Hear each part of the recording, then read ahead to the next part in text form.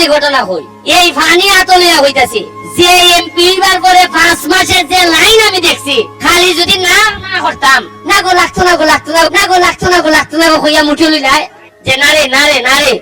তা তো আমার জমা হইল না 5 কোটি টাকা অ্যাকাউন্টে 5 কোটি আমার অ্যাকাউন্টের মধ্যে জোড়জোড়া 500-1000 টিকিট নোট খালি জমা হইল না এবং এমনই দুর্ভাগ্য আমার সারা বাংলাদেশের মধ্যে একমাত্র আমি এমপি যে সাহস করে আমার এলাকার মানুষ এবং সারা বাংলাদেশের মিডিয়ারে কইয়া দিছি যে আমি 29.5 কোটি টাকা পাইছি আর কি একটা দেশও জন্মাইছি চিন্তা করো আমি এখানে কই দিলাম এর লেগে আরেক এলাকার এমপি কে সংসদ বিচার দেশ স্পিকারের ধরো মাননীয় স্পিকার আমরা ইজ্জত দেখানোর কথা হয়ে দিতেছে মানে বুঝলেন আপনি আপনি কত টাকা বরাদ্দ পাইছেন এই কথা খেয়ে কইছিলাম এর লাগে আমার বিচার হারা করে দিছে